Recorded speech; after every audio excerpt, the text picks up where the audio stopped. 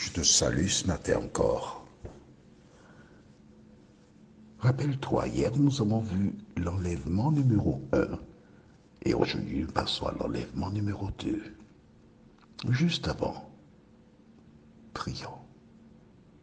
Notre Seigneur et notre Dieu, nous te remercions pour la parole que tu as placée à notre disposition. La parole qui nous sauve, la parole qui nous éclaire, la parole qui nous dirige dans de verts pâturages. Que le Saint-Esprit, une fois de plus, nous dirige et que nous puissions ne plus nous laisser tromper par quiconque. Au nom de Jésus, pour ta gloire éternelle. Amen. Un grand nombre de personnes déclarent que Dieu est bon et que tous les hommes seront sauvés. Ça, c'est un mensonge, un gros mensonge. Jésus, que dit-il à ce sujet? Parce que des gens parlent. Mais lisons dans le livre de Luc chapitre 12 au verset 32. Et c'est Jésus qui s'adresse à ses enfants. Lisons. Dans certaines versions, tu lis « n'aie pas peur », mais dans celle que je possède, il est dit « sois sans crainte, petit troupeau. Votre Père a trouvé bon de vous donner le royaume. » Jésus qui parle là, Jésus dit que c'est un petit troupeau qui héritera le royaume. Pourquoi c'est un petit troupeau et comment cela se fera-t-il? Allons au livre de Apocalypse chapitre 1er. Apocalypse est le dernier livre de la Bible. Apocalypse chapitre 1er et je m'en vais lire au verset 7. Jésus qui parle à travers la parole. Voici qu'il vient avec les nuées, tout le verra. Et le verront ceux qui l'ont percé, et sur lui se lamenteront toutes les tribus de la terre. Oui, amen. Toutes les tribus de la terre. Cela veut dire une majorité de personnes dans le monde se lamenteront quand Jésus paraîtra dans le ciel. Sur les nuées, tout œil le verra. Ça veut dire tout le monde. Même ceux qui l'ont percé. Ceux qui l'ont percé sont qui? Certaines personnes déclarent que ce sont ceux qui ont péché, mais tous les hommes ont péché. Mais d'autres théologiens déclarent que Pilate, les bourreaux ressusciteront et ils verront Jésus revenir sur les nuées des cieux. Il n'y a aucun verset qui confirme cela, mais libre à chacun de penser ce qu'il désire. Mais l'important pour toi, c'est de savoir que tout le monde verra Jésus apparaître dans le ciel. Là, nous sommes dans Apocalypse chapitre 1er. Allons dans Apocalypse chapitre 6. Tu es d'accord avec moi qu'Apocalypse chapitre 6, c'est bien après Apocalypse chapitre 1er. Que se passera-t-il dans Apocalypse 6? Nous lisons les versets 12 à 17. Alors j'ai vu, quand il ouvrit le 6e sceau, il y eut un grand tremblement de terre. Le soleil devint noir comme une étoffe de crin, et la lune entière comme du sang. Et les étoiles du ciel tombèrent sur la terre comme lorsqu'un figuier secoué par un vent jette ses fruits. Le ciel se retira comme un livre qu'on referme. Toutes les montagnes et les îles furent déplacées. Les rois de la terre et les grands, les chefs d'armée, les riches et les puissants, tous les esclaves et les hommes libres allèrent se cacher dans les cavernes et les rochers des montagnes et disaient aux montagnes et aux rochers, tombez sur nous et cachez-nous du regard de celui qui siège sur le trône et aussi de la colère de l'agneau.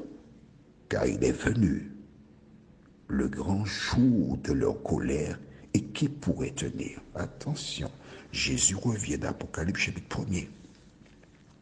Ceux qui n'ont pas fait la paix avec lui crient vers les montagnes et les rochers, leur demandant de les protéger. Tu vois bien que ces personnes sont perdues. Mais qu'arrivera-t-il ensuite à ces personnes qui ont crié vers les montagnes, les rochers, cherchant un asile? Rappelle-toi, les enfants d'Israël, à leur sortie d'Égypte, ont décidé de faire un veau d'or. Et quand ils ont fait ce dernier, ils se sont prosternés devant lui, l'adorant, etc. Et, oh oh, Dieu était sur la montagne avec Moïse. Il lui a dit, écoute, descends parce que le peuple est passé par une phase mauvaise. Et donc Moïse est descendu et il a parlé avec le peuple.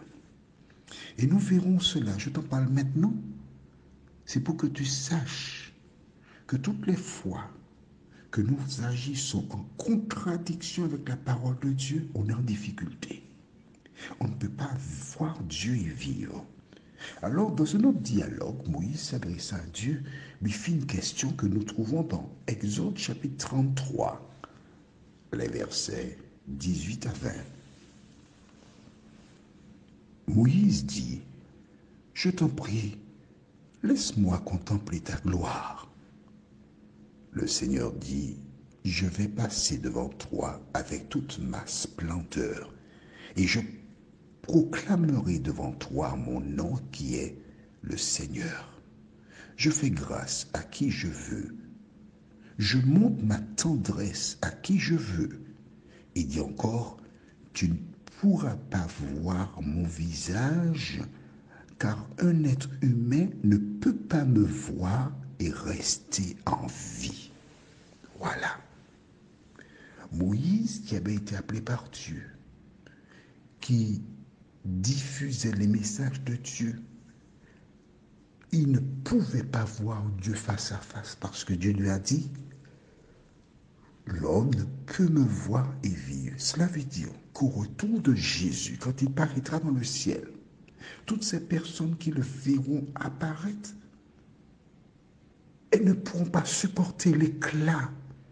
Et c'est pourquoi elles iront se cacher vers des montagnes, des rochers, et elles seront détruites parce que l'homme ne peut voir Dieu et vivre. Parallèlement, qu'est-ce qui va se passer? Et c'est ça qui est important. Allons au livre de 1 Thessaloniciens chapitre 4. Et je m'en vais lire à partir du verset 13. Je vais m'arrêter en chemin pour pouvoir faire des commentaires pour que tu comprennes. D'accord?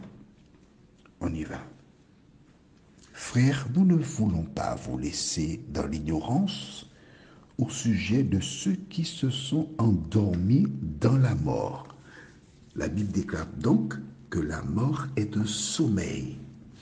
Et elle nous invite à ne pas nous inquiéter pour celles et ceux qui sont endormis. Pourquoi? Je continue. Il ne faut pas que vous soyez abattus comme les autres qui n'ont pas d'espérance. Jésus, nous le croyons, est mort et ressuscité. De même, nous le croyons aussi.